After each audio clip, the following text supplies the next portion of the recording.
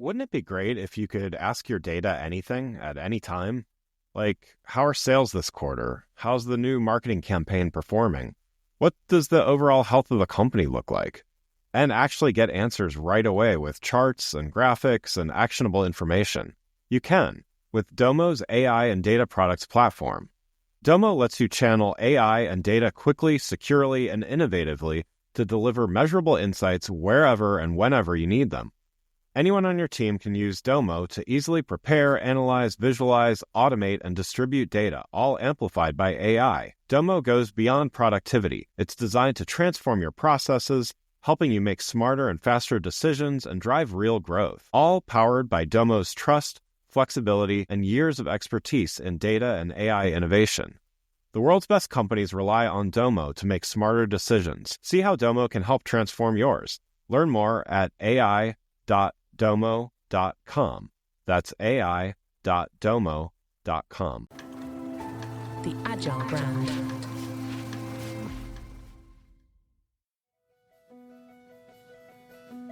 Welcome to Season 6 of the Agile brand, where we discuss marketing technology and customer experience trends, insights, and ideas with enterprise and technology platform leaders. We focus on the people, processes, data, and platforms that make brands successful, scalable, customer-focused, and sustainable. This is what makes an Agile brand. I'm your host, Greg Kihlstrom, advising Fortune 1000 brands on MarTech, marketing operations, and CX, best-selling author and speaker. The Agile Brand Podcast is brought to you by TEKsystems, an industry leader in full-stack technology services, talent services, and real-world application. For more information, go to teksystems.com. Before we get started, I wanted to let you know that my latest book, Priority is Action: 7 Principles for Better Strategies, Decisions, and Outcomes, is now available. In it, I give ideas and insights for leaders and teams that need to make meaningful progress on their priorities. After all, our priorities are what we do, not what we say we'd like to do. You can find Priority is Action on Amazon or learn more on my website, gregkihlstrom.com. Now let's get on to the show. We're here at eTail Palm Springs in Palm Springs, California, and talking about all things retail, e-commerce, AI, and more.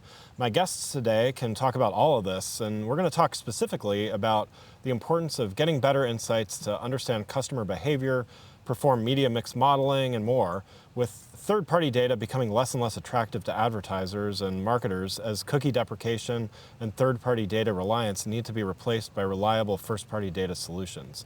To help me discuss this topic, I'd like to welcome Matt Butler, co-founder and CEO of Bonsai, and Russ Hannig, VP Growth Marketing at Gabb. Matt and Russ, welcome to the show. Thank you. Yeah. Thanks, Greg. Nice to be here. Yeah, we are. It's nice to be outside here in Palm Springs, so it's a little away from busyness of the show here. But why don't we start by you both giving me a little background on yourselves as well as what you're currently doing and a little bit about each of your companies. Yeah, so I guess I'll go first. So I'm Chicago born and raised. Bonsai's, we're based out of Chicagoland, but we've been doing this now for a little over 3 years. Before Bonsai, before this whole journey into measurement and all the fun stuff that comes with that, I spent a lot of time at Google. Yeah. I was in retail analytics for a long time.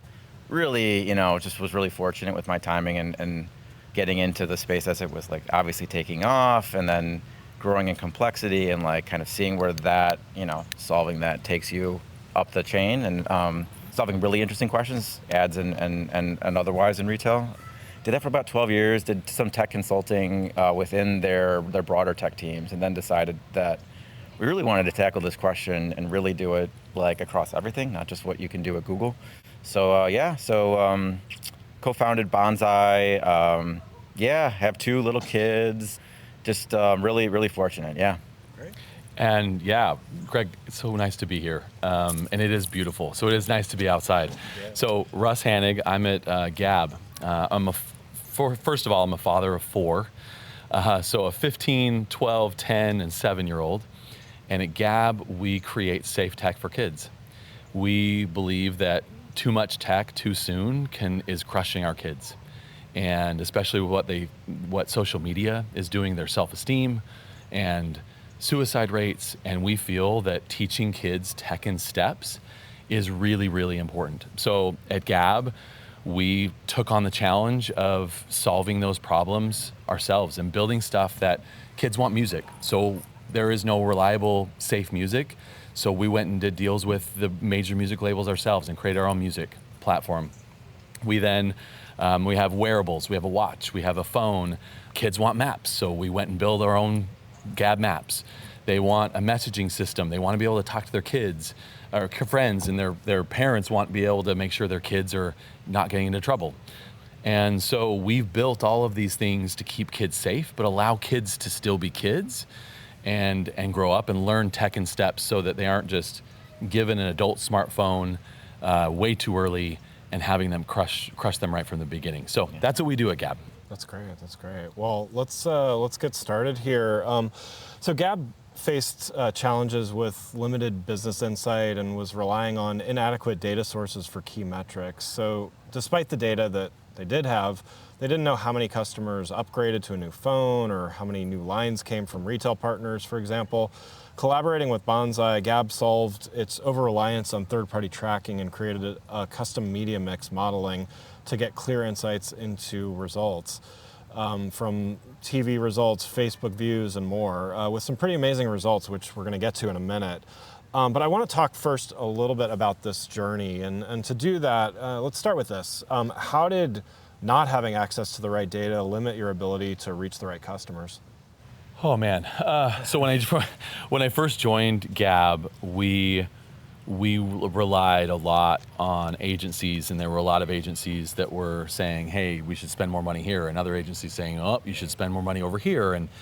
And because we were relying a lot on platform data, because that's what we had, there was a lot of over attribution, and we didn't know where to go and how to be able to scale the business, because we knew that our biggest problem is parents not knowing that there is a safe solution. They go into the Verizon store, they add another phone to their line because to their account because their kid really needs a phone, or they're sick and tired of hearing their kid ask for one. And so we knew there was opportunity to scale, but we just didn't know all the places to scale in the right way. So what were some of the first steps that you took to get the right pieces in place, and what did that look like from an internal perspective at Gabb first? Yeah, so I actually worked with Matt at a previous company I was in. He at Bonsai had helped us get in a really good place, better place with our data. And so I immediately called Matt, and I was like, Matt, I need you, bro. Here's my situation. Help me figure some of this out.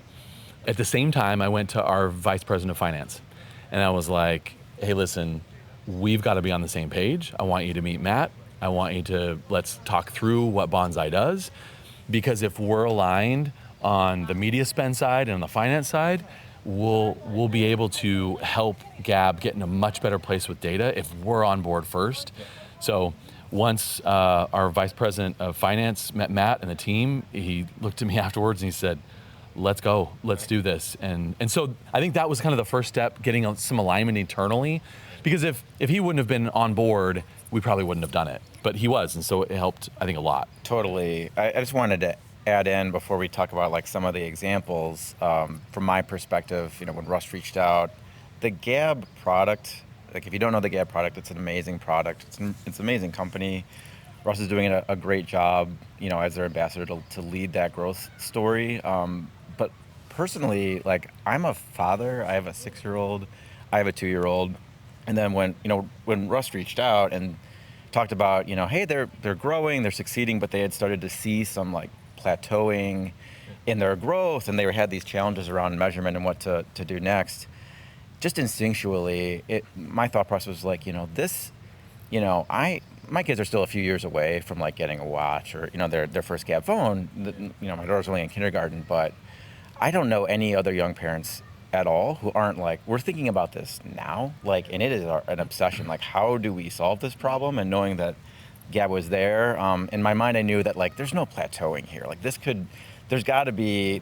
We know there's a way to make this work, and we know that like, obviously, some of the work we're doing and putting the right information in front of the teams from a marketing and otherwise perspective was crucial to that. And it's so fulfilling to see that that's how it's playing out, because that was the thing that kind of got me excited for this partnership. Yeah, I mean, I gotta say, just personally, I don't have kids, but the minute that like your PR team reached out to me about this interview, I like told my sister, my sister about it. Her, my niece is like of that age where she's asking for a phone, like she's borrowing, mom and dad's phone, and like she's asking about it. So I was just like immediate, like you gotta look at this company, and she was like, I had no idea.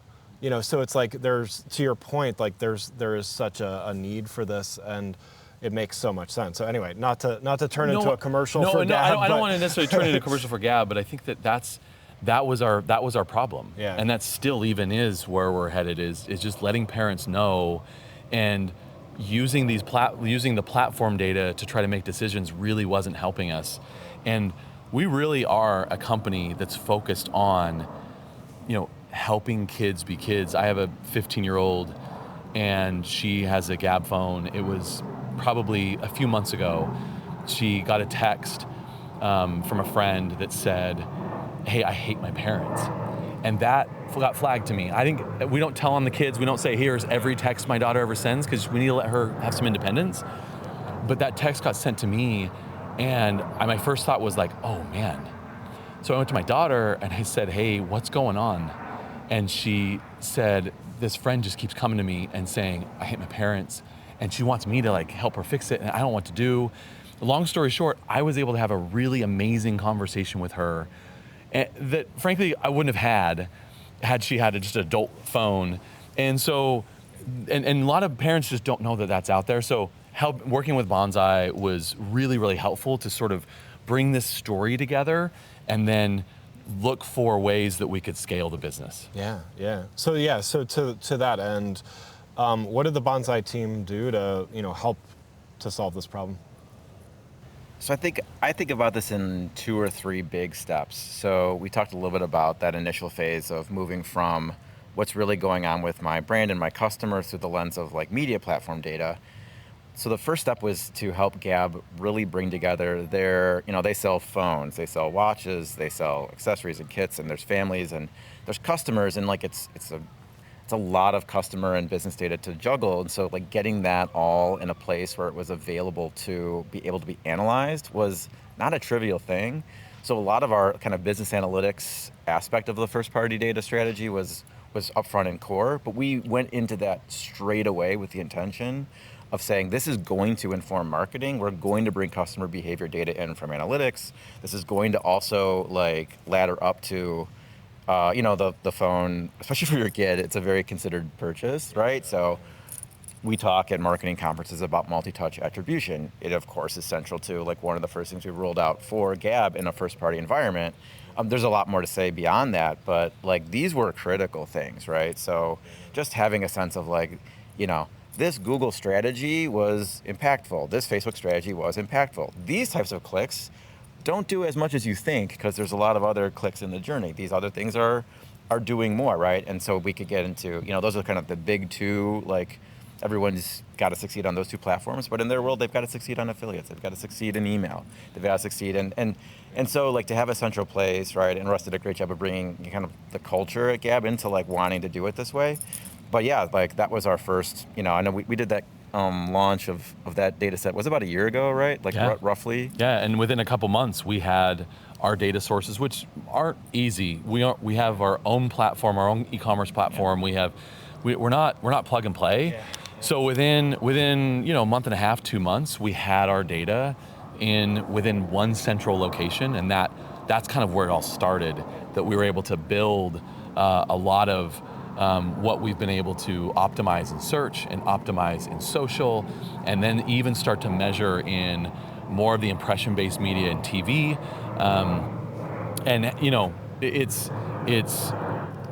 Even talking like predicting click value. We're not even getting into that part yet.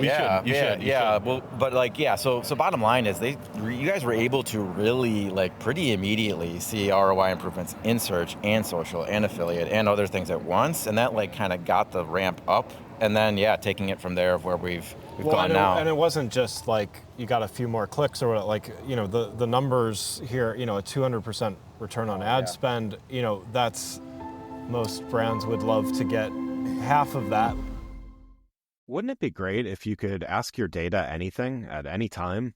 Like, how are sales this quarter? How's the new marketing campaign performing? What does the overall health of the company look like?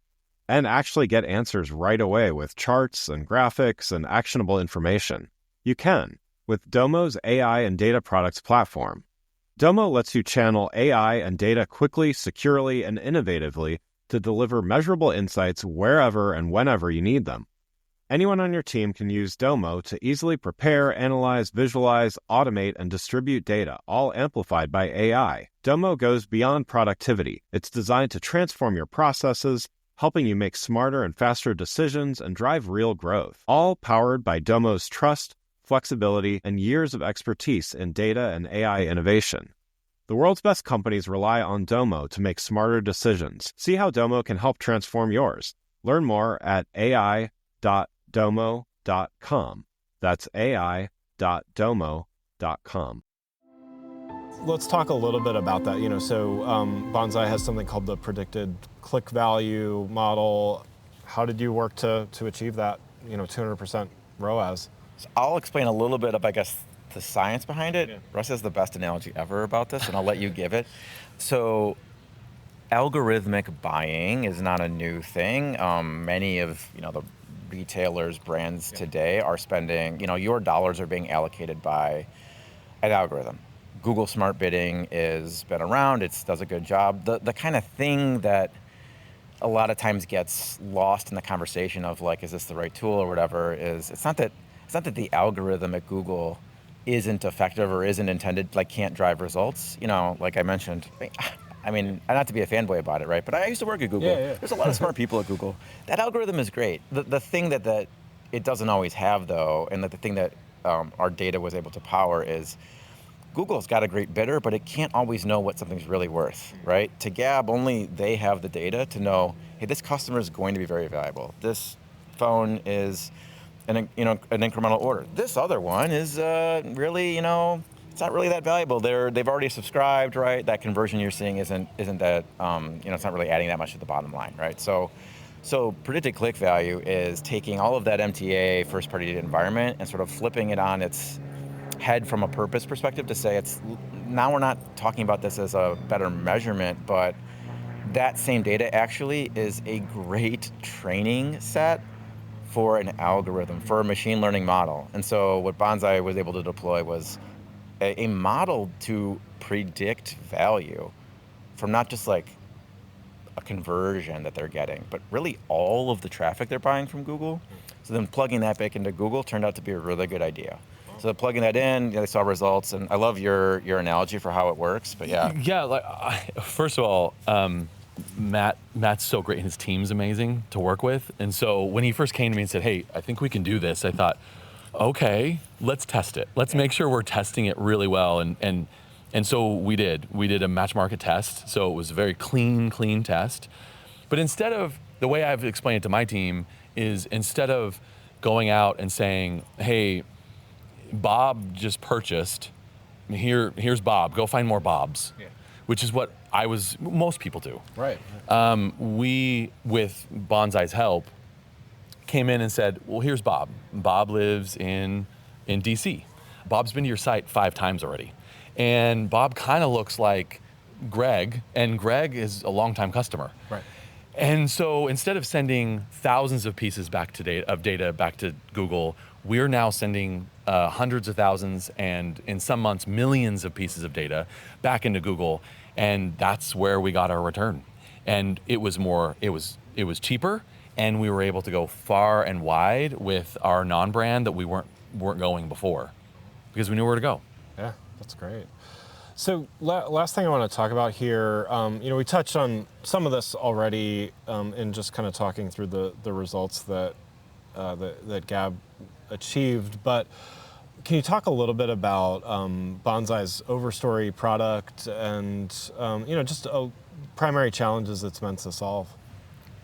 Yeah, for sure. So Overstory came out of, I guess, Bonsai's realization that solving, say, the multi-touch story you heard and like the algorithm story that you heard is also the same framework that, with other clients in other situations. We were helping with other versions of the challenge. We were doing first-party database to match market testing, or doing incrementality modeling. So Russ touched like very briefly about that earlier. the thing that maybe we were like, I guess I run Bonsai. I should maybe have thought of this sooner, but it was sort of this idea of like, oh, actually, this is just all the same. We should just do this all within the same environment. Like this is the first party strategy is its own, like it's the sort of the foundation of the house. But this data set is both the measurement attribution, it's also the modeling backend, it's also the testing backend, right? And so Overstory is just about like acknowledging that, like, yeah, like why can't you just work with us?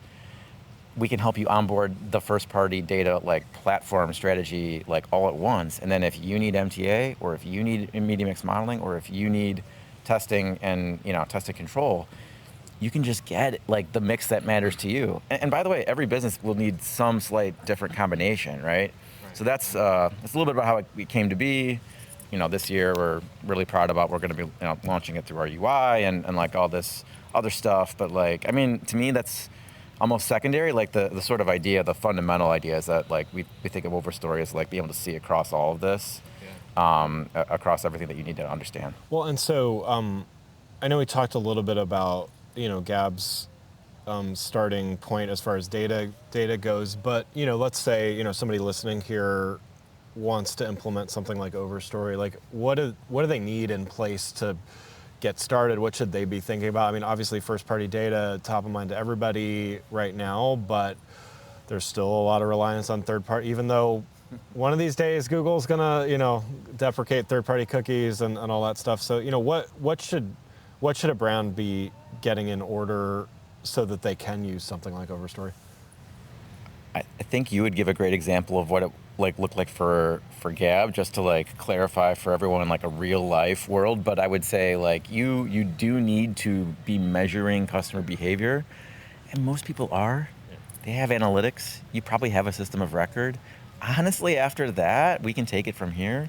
But I would say like that's like, to me, like those are the table stakes. But yeah, I mean, so it doesn't take a whole lot of No, and in fact, I mean, when we first started working with Bonsai, we're not a huge, massive company. We've grown a lot, and I'm super proud of how many kids we were able to protect. But at the same time, we were really, small. So I was amazed, and I know that Overstory, as I've seen it, because we did it all, manually. The Overstory sounds like an amazing thing for all of the future clients. So congratulations. Somebody's got to be It's first. really cool. Yeah, no, it's cool. I'm happy. But even doing it manually, it was, hey, we just need to connect these handful of data sources, and within a few short weeks, we had some views and be able to see what's happening from a multi-touch standpoint. And then I'll be honest, that was really what I hoped. What Matt is talking about with now your data is in one place, you now can do this predictive click value modeling. And I'm like, oh my gosh. And my person who, Ashley, she's so amazing, so awesome, who does our search. She was like, I've literally dreamed of doing this in search my whole career. Like, this is so cool that we have this data. But then, after we got done with predictive click value, I went back to Matt and I was like, Matt, we need to tell our story. Like, more people need to understand what's going on and how tech is hurting kids, and whether there is a solution. And TV and YouTube, all these impression-based this media, we need to measure it better. And he came back and he said, we have all your data. We could do an incrementality model every month and do a 6-month look back. And that has changed the game, because now we can get pretty solid signals on what's happening in YouTube. YouTube was our most effective acquisition channel during holiday, which I've never been able to measure that. I've never been able to have full confidence that was the case. And it makes sense for us. We have a story to tell, and YouTube was really an amazing place to do it. And now that we have this monthly incrementality model, I'm used to MMMs 6 months later, and then we look back and go, cool, so we were doing okay 6 months ago? All right, and I don't really know totally what to do tomorrow, but 6 months ago, looks like that was okay. Well, yeah, and I think that's the thing is, we're talking about like a lot of brands are getting stuck at, multi-touch attribution. I've been talking about this for years. We've all been talking about this for years. It's like it's like one-to-one omni-channel. There's these things that everyone's talking about, and yet I think a lot of brands just say, well, that sounds good, but we're not quite there yet. So, it's heartening to know that, you don't have to have some major like overhaul and all that stuff to be able to get started on it. So, yeah. And it's frankly, it's just really nice as a marketer to be able to look at the rest of the executive team in the eyes and say, I know where to go. Yeah. I know what to do. We've got this. You guys are creating an amazing product. Keep it up. Operations, you're killing it. Like, you're awesome. Yeah. Keep doing that. We got your back. Let's go. Let's go protect more kids. And that confidence is really, really, really empowering. And so, to go from disparate data sources and platform third-party data to first-party multi-touch, and then increase our what we're doing at the bottom of the funnel with search in such an amazing way, and then be able to measure incrementality and what we're doing over the top with impressions within a year is, I didn't think that it was possible. So it's super cool, Greg. I just wanted to add that, it's got to be, there's a lot of misconceptions about not just what we do, but like I would say like how to tackle this problem broadly for like any brand, right, or retailer. And I hear a lot like, oh, it sounds kind of cool what Bonsai's doing. We're not sophisticated enough yet, but like I would love to. And I'm always like, you don't understand is that this is the fundamentals. Like, not being sophisticated is the perfect time. That's actually the ideal fit for getting into this, right? Like, if you were sophisticated, if you had solved all this stuff, like, awesome, right? You probably don't need to call me, right? So I think that's something that we're excited about, like helping people like think through and like hopefully like solve for. It's like you don't have to have all of this, incredible prep, tech, money. This is a solution that you can tackle today. Yeah, oh, that's great. Well, I love what both of your companies are doing in different ways, of course, but like it's exciting stuff. So Matt and Russ, thanks so much for joining. One last question before we wrap up here. We're about halfway through eTail here in Palm Springs, but what's a takeaway each of you have gotten from the show so far? I was told by my team that, one of the keynotes Monday, Ryan, he did a great job. Like, again, we're getting back to like really sophisticated kind of like bleeding edge companies, and they'd done a great job leveraging first party strategy. And my team all had the same feedback to me. They're like, that guy tells the greatest story. Like, Matt, why don't you listen to that guy? And so I was like, I was really heartened to hear. First of all, like, it's awesome. There's so many great, like, talented brands and marketers and folks, so I'm learning a lot, but it was just super heartening for me to hear that like this, I think, is coming out of I want to say the shadows, but like the kind of mystery of like alchemy and data science and coming to like the real world is awesome. I love it.